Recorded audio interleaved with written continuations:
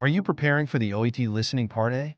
The conversations between healthcare professionals and patients can be tricky if you're not familiar with the right vocabulary.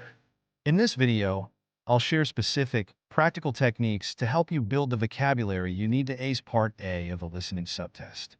And remember, if you need further support, feel free to reach out to me on WhatsApp at +61468 480 877.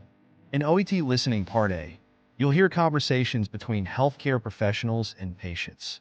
These conversations are full of medical terms, abbreviations, and jargon used in real healthcare settings. So, mastering vocabulary related to medical conditions, treatments, and interactions between professionals and patients is essential for understanding the audio clearly and answering the questions accurately. Let's jump right into the techniques. The first one is active listening practice.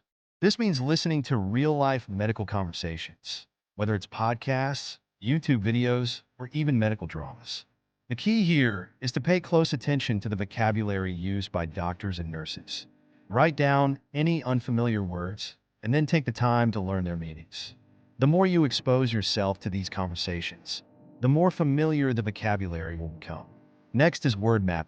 A lot of medical terms have roots, prefixes, and suffixes that can help you understand the meaning of unfamiliar words. For example, hypoglycemia can be broken down into hypo meaning low, glycemia meaning sugar, and emia relating to blood. Learning how to break down medical terms like this will help you remember them more easily and understand new words when they come up in the exam. The third technique is creating flashcards and using spaced repetition. Tools like Anki or Quizlet allow you to make flashcards of medical terms, along with their definitions and example sentences. Review these cards daily, but space out your reviews over time to strengthen your memory. Spaced repetition has been shown to be one of the most effective ways to retain new vocabulary. Finally, there's contextual learning. Learning vocabulary in isolation can be difficult, but when you learn words in context, through sentences or conversations, you're more likely to remember and understand how they're used. For example, instead of just memorizing the word hypertension, you can learn it in the sentence, "The patient has a history of hypertension and is on medication." This helps you see the word in action.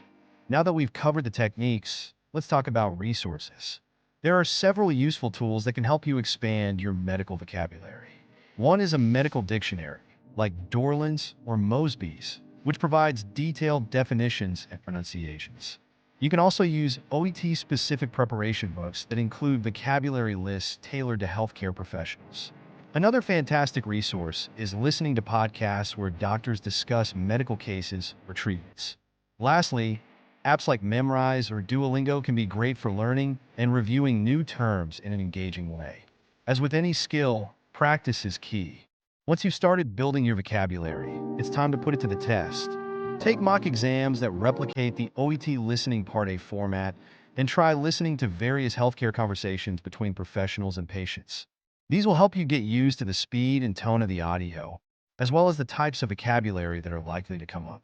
Don't forget to go over your mistakes and note any unfamiliar terms. Then add those to your flashcards for review. And that's it for today. By applying these techniques and practicing regularly, you'll build a strong vocabulary foundation for the OET Listening Part A. If you'd like more personalized support or have any questions, feel free to reach out to me on WhatsApp at +61468 480 877. Good luck and keep practicing. You've got this.